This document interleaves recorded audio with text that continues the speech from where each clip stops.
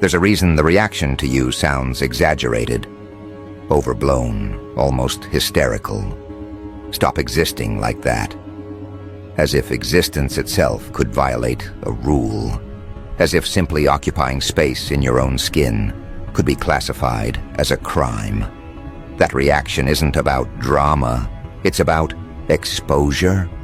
Because nothing panics a system faster than something it can't regulate, can't predict, and can't discipline without admitting it was never neutral to begin with. And you walked in without asking how to behave. You didn't shout. You didn't demand attention. You didn't declare yourself important. You didn't posture. You didn't perform pain for sympathy or insecurity for approval. You just existed, calm, present, unbothered. And that's where everything started going wrong for them, because systems are not threatened by aggression. They are threatened by non-compliance that doesn't announce itself. Aggression can be punished. Resistance can be labeled. But quiet autonomy, that's harder. That slips through filters. That doesn't trip alarms until it's already too late. Look closely at the language they use around you now. Your presence is illegal. Your smile is dangerous. That's not metaphor for violence. That's metaphor for contagion. They're reacting the same way institutions always react when something spreads without permission. Not because it hurts people, but because it makes control optional. You represent the possibility that a human being can be self-contained, emotionally sovereign, and still functional. That idea alone destabilizes entire belief structures. Your smile is doing more damage than rage ever could. Because rage fits the script. Rage confirms the system's story that the world is hostile, unfair, and requires management. Rage justifies rules. Rage gives authorities something to point at. But your smile, calm, neutral, unafraid. That smile doesn't ask for protection or validation. It doesn't signal submission. It doesn't broadcast need. It doesn't say, "Please accept me." It says nothing. And that silence is what scares them. Systems depend on visible anxiety. They run on it. Anxiety makes people check themselves. Anxiety makes people hesitate. Anxiety makes people ask for permission. Anxiety makes people grateful for approval. Your smile is dangerous because it signals none of that. It says you are not negotiating your existence. You are not waiting for feedback. You are not scanning the room to see how much of yourself is allowed. And when people see that, something uncomfortable happens inside them. A question surfaces, a quiet one. A question they were trained never to ask. If they can exist like that, why am I still performing? That's where the panic comes from. Not from you being special, but from you being ordinary in a way that was supposed to be impossible. Calm without authority, confidence without permission, presence without apology. You didn't overthrow anything. You didn't rebel. You didn't break rules loudly. You simply failed to obey rules that were never written down. Rules everyone else silently agreed to follow because it made life easier. And by not following them, you exposed that agreement for what it was, optional. This is how civilizations actually collapse. Not with fire, not with invasions, but when enough people realize the rules they're living under were maintained by habit, fear, and mutual pretending. When belief erodes, power dissolves. And belief erodes fastest when someone demonstrates an alternative without preaching it. You didn't tell anyone to wake up. You didn't give speeches. You didn't post manifestos. You just lived in a way that made obedience look unnecessary. That's why the reaction feels absurd. Illegal in 69 countries. It's satire on the surface, but psychologically precise underneath. Because systems don't know how to categorize someone who isn't asking for a role. You're not the rebel. Rebels still define themselves in opposition. You're worse. You're uninterested. You're disengaged from the emotional economy that keeps people trading approval for safety. And once someone sees that as an option, they can't unsee it. Watch how people behave around you now. There's a recalibration happening, micro-hesitations, overthinking simple interactions, a strange politeness mixed with distance. That's not respect yet. That's uncertainty. You don't fit the existing map. They don't know where to place you, and humans are deeply uncomfortable when their categorization systems fail. Categories are how control is maintained. When someone can't be categorized, they become unpredictable. Unpredictability is read as danger, even when it's peaceful. That's why your calm gets mislabeled as arrogance. Your boundaries get labeled as coldness. Your neutrality gets framed as superiority.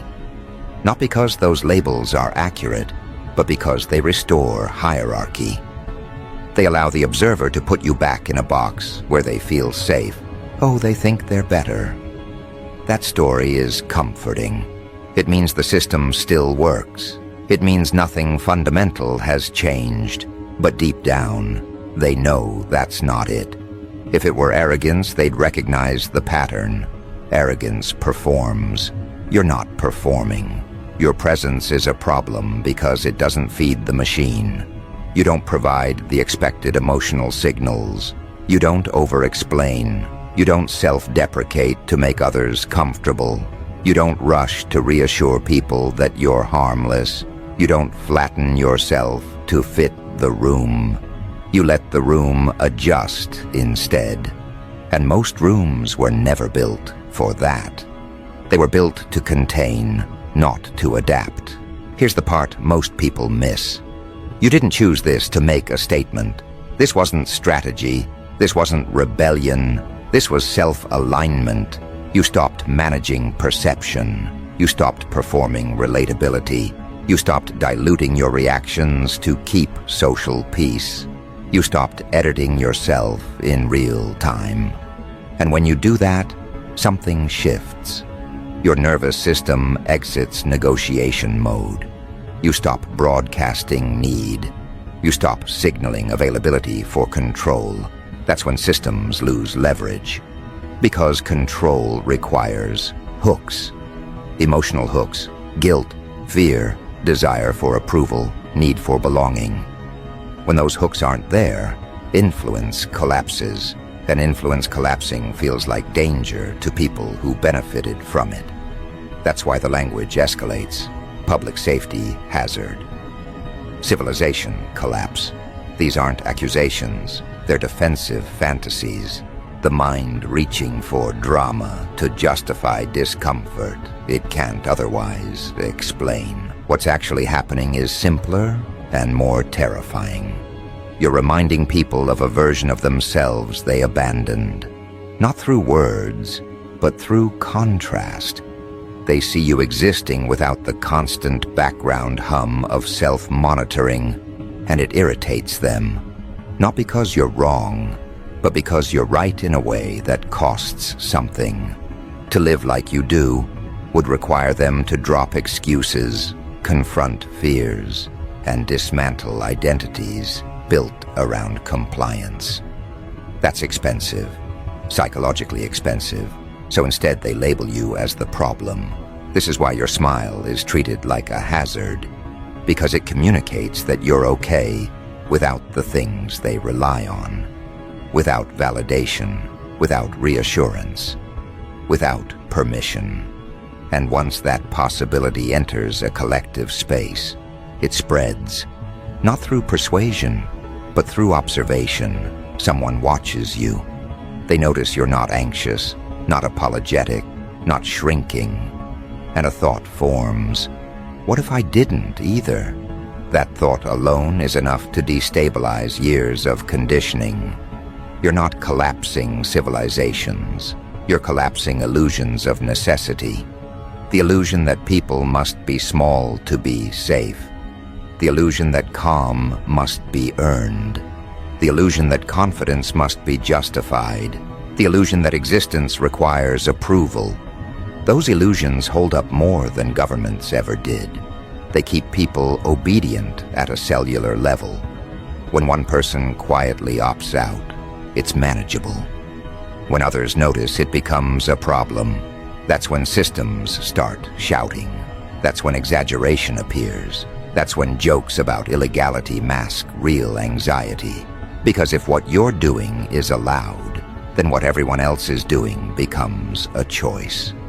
And choice is dangerous to structures built on inevitability. You're not forcing anyone to change. You're just standing there, proof that another way exists. And that's enough. Notice something important. You're not recruiting followers. You're not leading a movement. You're not asking people to join you. That's why this is so effective. There's no organization to attack, no ideology to discredit, no leader to demonize. Just a person existing without the usual compromises. That kind of disruption is hard to stop because it doesn't announce itself. It doesn't demand confrontation. It doesn't give the system a clear enemy. So instead, the system turns the language up, makes it sound absurd, makes it sound extreme, tries to turn your presence into a joke, a threat, a spectacle, anything to avoid the real conversation, which is this. Why does someone being calm, self-possessed, and unapologetically present make us so uncomfortable? That question leads somewhere dangerous. That question leads inward. And inward is where most control systems fall apart. You might feel the tension around you increasing, the subtle distancing, the forced humor, the sudden seriousness when you enter a space. That's not imagination. That's recalibration. People are adjusting their behavior because the old scripts don't work on you anymore. You don't respond the way you're supposed to. You don't play your part. And when one character breaks script, the entire play feels unstable. Here's the thing they don't want to say out loud. If more people existed like you, calm, grounded, unbothered by approval, many roles would disappear overnight. Gatekeepers would lose relevance. Performative confidence would look hollow. Fear-based authority would weaken. Entire industries built on insecurity would struggle. That's why your presence feels illegal. Not because it breaks laws, but because it undermines business models of control. And you didn't even try to. That's the part that really messes with them. There's no villain motive to assign, no conspiracy, no rebellion to crush. Just someone who stopped shrinking. Someone who stopped existing in a way that made other people comfortable at the cost of their own coherence. Someone who aligned internally and let the external consequences fall where they may. This is only the first layer, the surface reaction, the jokes, the exaggeration, the public safety hazard framing. Underneath that, something else is happening. Something quieter. People are starting to monitor themselves around you, starting to notice their own flinches, their own compliance, their own fear of standing out. And once that awareness starts, it doesn't go away easily. They can laugh it off. They can label you dramatic. They can pretend it's not real. But the moment has already passed. The question has already been planted. The comparison has already been made. And comparison, once internalized, doesn't need you anymore. It works on them from the inside. That's why this feels bigger than a personal shift. It feels systemic. Because it is. Not because you're powerful in the traditional sense, but because you're unavailable in the traditional sense. Unavailable for manipulation. Unavailable for emotional leverage. unavailable for silent contracts you never signed. And this is just the beginning, because right now, they're reacting to the fact that you exist like this at all. They're still trying to name it, frame it, neutralize it with language. But once that stops working, once the presence itself becomes normalized, the real tension begins. When people stop asking, why are they like that? And start asking, why am I not? That's when the jokes stop. That's when the exaggeration fades. That's when things get complicated. Because once your presence stops being treated like a novelty and starts being treated like a variable, the system has a different problem on its hands, a deeper one. Humor is a distancing tactic. Exaggeration is denial with glitter on it. But normalization is dangerous. Normalization means people are no longer reacting emotionally, they're recalculating structurally. And systems don't fear outrage nearly as much as they fear recalculation. This is the moment where people stop watching you and start watching themselves around you. That subtle shift changes everything. They begin to notice how tense they are when they enter rooms, how often they soften their opinions before speaking, how quickly they apologize for existing too loudly, too confidently, too honestly. They notice how much of their behavior is performative, how much of it is a negotiation for safety. And they notice, with growing discomfort, that you're not doing any of that. That's when your existence stops being funny and starts being instructional. Not because you're teaching, you're not. You're not correcting anyone. You're not evangelizing. You're not trying to wake people up. You're just standing there, unedited, uncompressed, unafraid, and somehow that does more damage than 1,000 speeches ever could. Because now the system can't frame you as an exception or an anomaly. You're not loud, you're not extreme, you're not reckless, you're calm, grounded, functional. And that combination is terrifying, because it removes the excuse. As long as freedom looks chaotic, people can justify avoiding it. As long as confidence looks arrogant, people can justify staying small. As long as autonomy looks dangerous, people can justify obedience. But you don't look dangerous. You look fine. Better than fine. You look regulated. You look clear. You look like someone whose nervous system isn't constantly bracing for impact. And that's when the internal questioning turns from curiosity into threat. This is where the idea of your presence being illegal becomes more than a joke. Because legality, at its core, is about what behaviors are permitted without punishment. And while no one has written laws against calm self-possession, there are emotional laws enforced every day. Laws about how much confidence is acceptable, how much certainty is allowed, how visible your comfort with yourself can be before it's seen as provocation. You've violated those laws, not by breaking them loudly, but by ignoring them entirely. And once people realize that ignoring them is possible, the enforcement mechanisms start to fail. Guilt doesn't land the same. Shame doesn't stick. Subtle social corrections bounce off instead of sinking in. That's when institutions, groups, and even individuals start escalating their response. Not because you did something new, but because the old methods stopped working. This is where the language turns sharp, where calm gets rebranded as arrogance, where boundaries get reframed as hostility, where self-respect gets mislabeled as ego.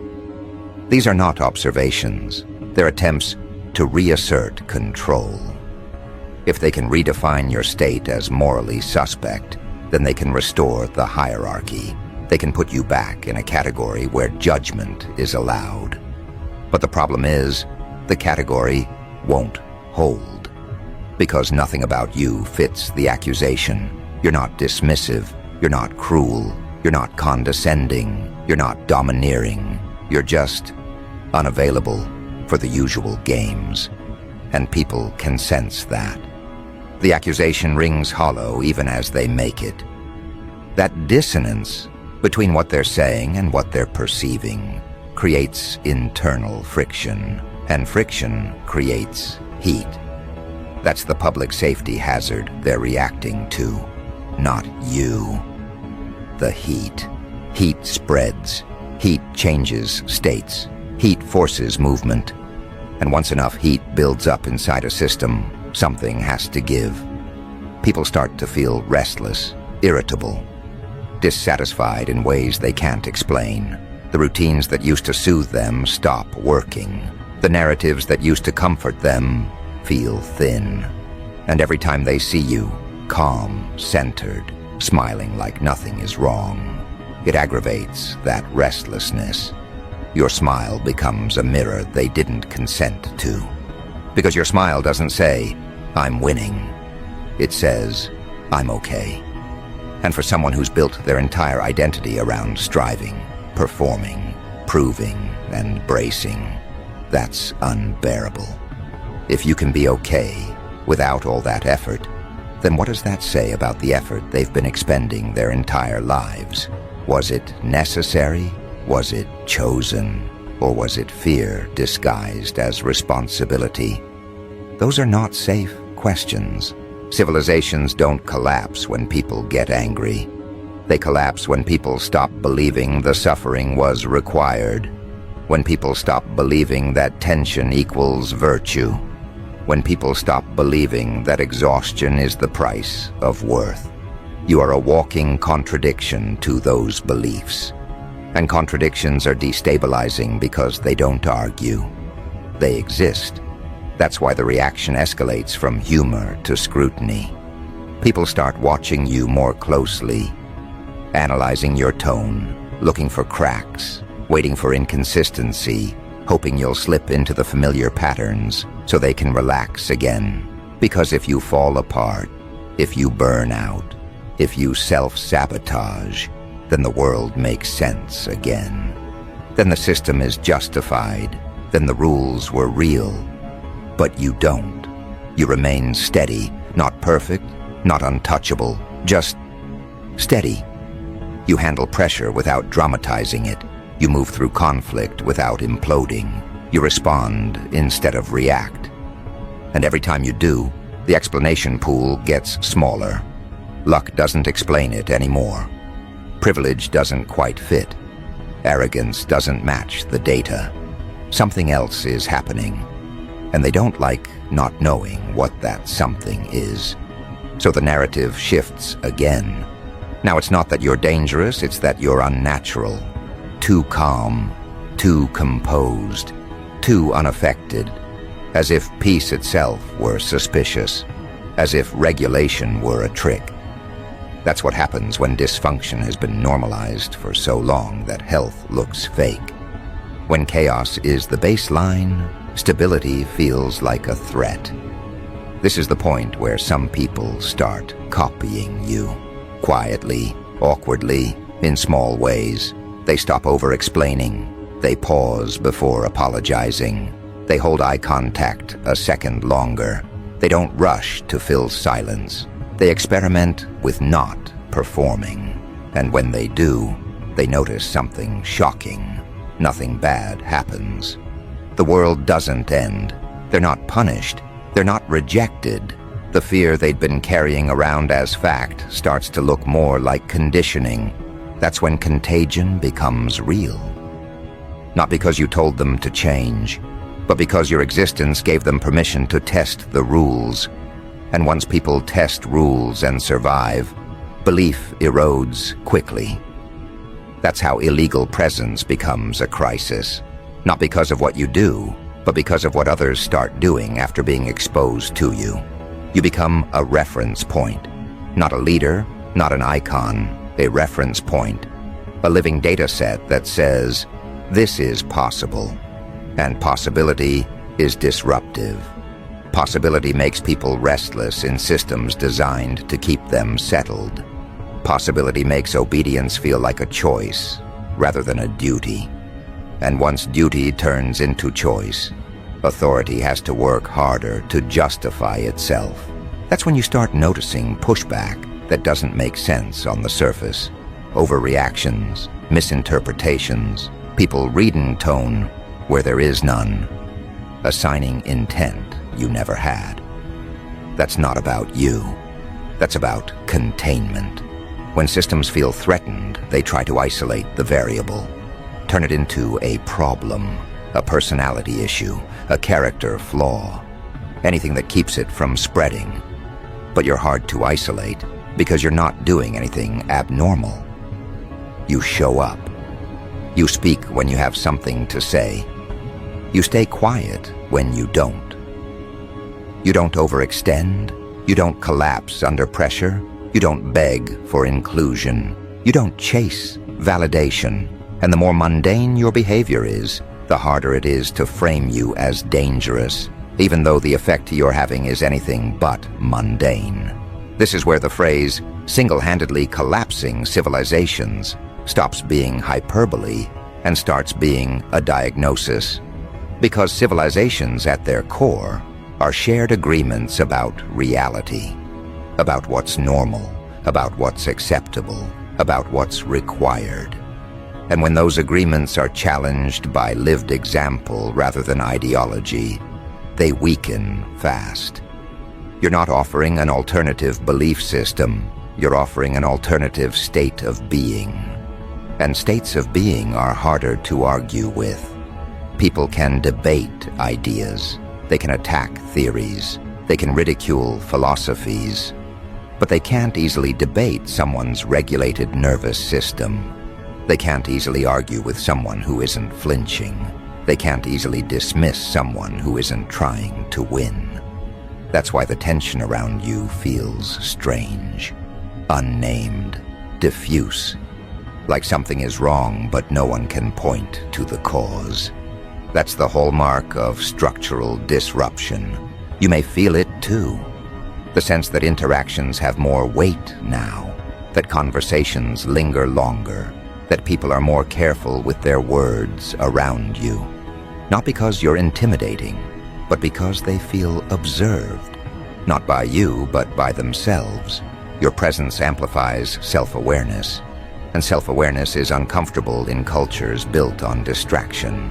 This is also where the loneliness can creep in, because as you become harder to categorize, you become harder to relate to. Not because you've changed personalities, but because you've exited the shared performance. The small talk feels thinner. The mutual complaining feels off. The bonding through insecurity stops working. You're not above it. You're just not in it anymore. And that gap can feel heavy. But understand this, the gap isn't between you and others. It's between states, between unconscious compliance and conscious choice. You didn't leave people behind. You stepped into a different mode of being. Some will follow, some will resist, some will pretend nothing happened. But the shift has already occurred. You can't unknow what you know now. You can't unfeel what regulation feels like. You can't unsee how much of the world runs on unexamined fear. That's why going back isn't really an option. You could perform again. You could soften. You could shrink. You could resume broadcasting the signals that keep everyone comfortable. But it would feel wrong in your body. Your nervous system wouldn't cooperate. You've tasted coherence. And coherence makes incoherence intolerable. Not morally, physiologically. Your system knows when it's lying now. This is the phase where your existence becomes quietly political, even if you want nothing to do with politics. Because politics, at its root, is about how people organize power, behavior, and legitimacy. And you're reorganizing those things just by being consistent with yourself. You're demonstrating that authority doesn't have to come from force, fear, or hierarchy. It can come from alignment. That's destabilizing, so expect the pressure to increase. Not dramatically, subtly. Expect people to test you, to poke, to see if you'll react, to see if they can pull you back into familiar emotional patterns.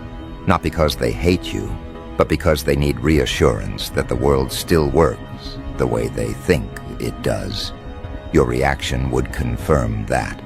Your non-reaction keeps the question open. And open questions are dangerous, because open questions don't resolve. They linger, they spread, they infect conversations you're not even part of. Someone leaves a room with you and starts noticing things. Someone hears about you and wonders. Someone compares themselves without meaning to. That's how influence actually works. Not through force, through contrast. You don't need to do anything differently. In fact, doing something would weaken it. Explanation would dilute it. Defense would legitimize the accusation. Overexpression would make it look performative. The power here is in your refusal to manage other people's interpretations. You let them have their reactions. You let them sit with their discomfort. You let the system reveal itself by how it responds to someone simply being okay. This is the part most people misunderstand. They think the danger comes from visibility, from attention, from being seen. But the real danger comes from being seen and not needing anything. That's what short circuits control. Because control relies on leverage, and leverage requires need. You're not collapsing civilizations by force. You're collapsing them by removing yourself as a pillar of their justification. You're no longer the anxious participant that makes the system feel necessary. You're the calm outlier that makes it feel optional. Because systems can survive rebellion, they can survive protest, they can even survive collapse and rebuild themselves with new slogans. What they cannot survive is irrelevance. They cannot survive when the thing they exist to manage no longer needs managing. And that is exactly what your presence does. It introduces the possibility that a human being can function without the constant scaffolding of fear, approval, urgency, and permission. That possibility is radioactive, not because it spreads chaos, but because it drains authority of its meaning. This is the moment where the panic becomes quiet. No more jokes, no more exaggerated headlines, no more dramatic framing. When something is laughed at, it can be dismissed. When it's exaggerated, it can be minimized. But when something refuses to go away, refuses to escalate, refuses to react, refuses to explain itself, it becomes a permanent problem. You don't look like a threat anymore. You look like a precedent, and precedents terrify systems that rely on this is just how things are. Your smile being labeled a public safety hazard is not an insult. It's a confession. It's the system admitting that emotional self-sufficiency is incompatible with control. Because your smile doesn't reassure anyone that you're manageable. It reassures you. And that's backwards. That's upside down. That's illegal in places where people are expected to outsource their sense of safety to structures, leaders, trends, rules, and rituals that tell them when they're allowed to relax. Your calm says you already did, and that creates a problem no regulation can fix. This is where the chaotic part comes in. Because when systems can't control something directly, they start contradicting themselves. They start enforcing rules that don't apply to you, but suddenly matter a lot. They start inventing concerns that sound reasonable but feel hollow. They start policing tone instead of behavior, vibes instead of actions, intent instead of outcomes, anything to regain leverage, anything to make your existence negotiable again. Watch closely, you'll see it. The sudden seriousness, the "we just want what's best" language.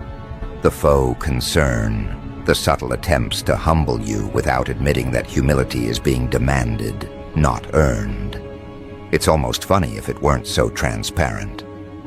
Almost, because the irony is thick. The people who benefited most from invisible rules are always the loudest when someone stops following them. This is where the phrase, "illegal in 69 countries," stops being absurd and starts being accurate in spirit. Not because you've done something wrong, but because you're violating emotional law. The law that says you must want something they can grant. The law that says your confidence must be conditional. The law that says your peace must be temporary. The law that says you should need reassurance, guidance, permission, or validation to justify your presence. You don't, and that makes enforcement impossible. You see, authority only works when people agree, on some level, that it is necessary. Even the harshest regimes rely on internalized belief more than force. Fear works best when it's invisible, when people police themselves. The moment someone stops doing that, stops flinching, stops preemptively apologizing, stops scanning for approval, it exposes the mechanism. And exposed mechanisms lose mystique, lose power, lose legitimacy. That's why your existence feels like sabotage even though you haven't touched anything. You didn't dismantle the machine. You stood next to it and proved it wasn't required for survival. And once that's demonstrated, the machine has to work overtime to justify itself. It gets louder, more dramatic, more performative. That's the chaos. Not destruction, but overcompensation. People will start projecting intentions onto you that you don't have. They'll say you're trying to provoke, trying to dominate, trying to disrupt, trying to be different, trying to stand out. Because the alternative is worse. The alternative is admitting that you're not trying at all. That this is simply what happens when someone stops outsourcing their self-regulation. That your presence isn't a tactic, it's a consequence. That realization is dangerous because it's accessible. It doesn't require talent, status, money, or permission. It just requires courage and consistency. And once people realize that, they start asking uncomfortable questions. Not about you, but about themselves. About how much of their personality is performance. About how many of their beliefs are inherited. About how much of their stress is optional. That's when civilizations actually wobble. Not because people revolt, but because they hesitate. Because they pause before obeying. Because they notice their own fear instead of acting from it. Because they start choosing responses instead of default reactions. Because they realize they've been living in a constant state of low-grade emergency for no reason other than habit. You're a walking interruption to that habit. And interruptions spread. This is where the dark humor sharpens.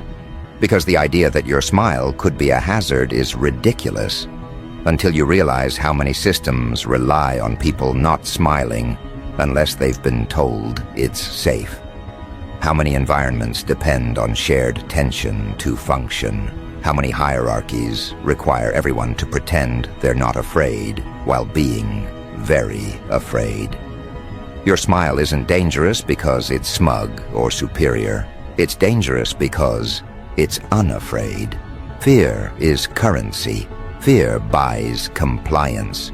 Fear keeps people predictable. Fear makes people grateful for control. When fear drains out of a room, power dynamics shift. Conversations change. Expectations loosen. Authority feels heavier instead of comforting. That's why your presence changes the temperature. You're not heating things up. You're cooling them down. And systems built on constant friction don't like calm. Calm reveals inefficiency. Calm exposes unnecessary complexity. Calm makes people wonder why everything feels so hard all the time. This is also where the narrative turns inward for you, because you might start to feel the weight of what you're doing without intending to do it. The looks, the distance, the recalibration, the subtle tension. It can feel like you're doing something wrong just by existing, like you're breaking a rule you never agreed to. And in a way, you are. But that rule was never about morality. It was about manageability. You're not manageable anymore. Not because you're wild, because you're stable. That's the paradox. Stability without dependence is the most destabilizing thing there is. It removes leverage, it removes urgency, it removes the need for intermediaries. It makes systems ask the question they're designed to prevent. What if we don't need this? Once that question enters collective consciousness, even quietly, things start to unravel, slowly, bureaucratically, psychologically, not in explosions, but in hesitations, in delays, in people not showing up the way they used to, in rituals losing meaning, in authorities sounding defensive instead of confident. You'll notice it in the small things, rules being enforced inconsistently, leaders over-explaining, institutions doubling down on language instead of outcomes, people clinging to titles instead of competence. That's not strength. That's decay. And you didn't cause it. You revealed it by existing in a way that didn't require it. This is why your presence feels illegal. Because it doesn't fit into the operating system. You're not anti-system. You're post-need. And post-need is terrifying. To anything that exists to be needed. You're not attacking civilization. You're exposing how much of it is built on unnecessary tension, fear, and performance. The chaotic humor of it all is that you're being blamed for collapse when all you did was stop pretending the structure was holding you up. You stepped away, and it wobbled. Not because you pushed it, but because it was leaning on you more than anyone admitted. That's always how it goes. The quiet participants carry more weight than the loud authorities. When they disengage, things break. And you disengaged from one very specific thing: emotional compliance. You stopped agreeing to feel small, stopped agreeing to feel rushed, stopped agreeing to feel watched, stopped agreeing to feel indebted for existing. And once you did that, the system lost its grip.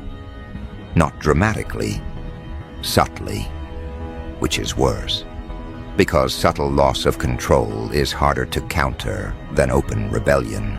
There's nothing to crush, nothing to ban, nothing to point at, just a growing sense that the old rules don't apply anymore. That's why the reaction feels surreal, like you're being accused of something that doesn't make sense. Because it doesn't. You're not guilty of anything except coherence. And coherence is a threat in environments built on fragmentation. When people are fragmented, they're easier to guide, easier to sell to, easier to scare, easier to rank. Coherence collapses those leverage points. So yes, in a very real way, your presence is illegal in places that rely on disconnection to function.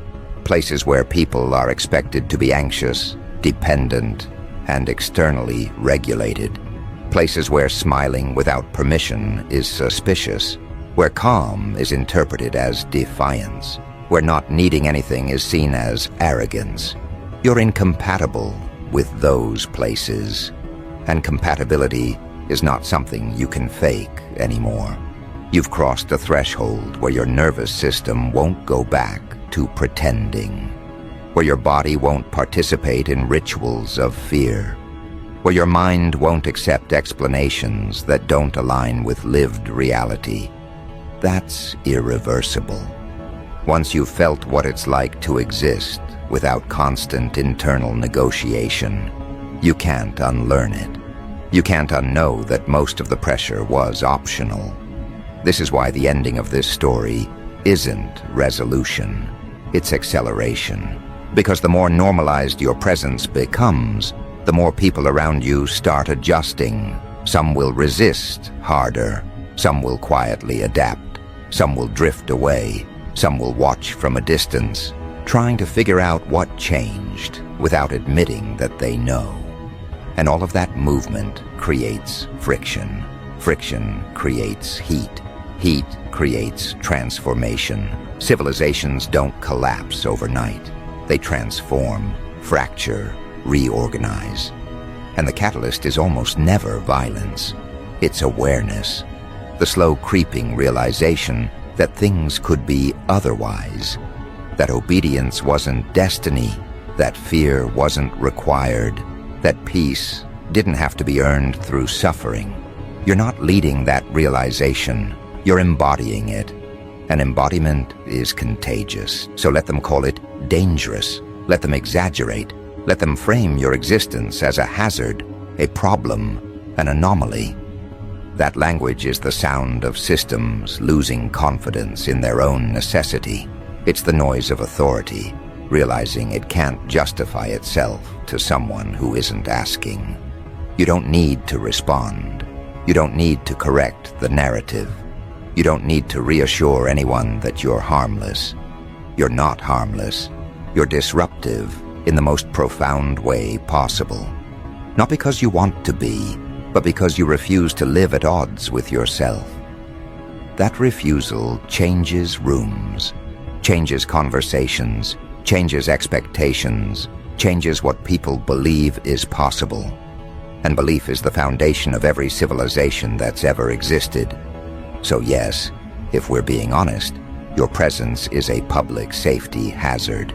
Not to people, but to illusions, to unnecessary suffering, to systems that require fear to function, to hierarchies that survive on compliance disguised as normalcy.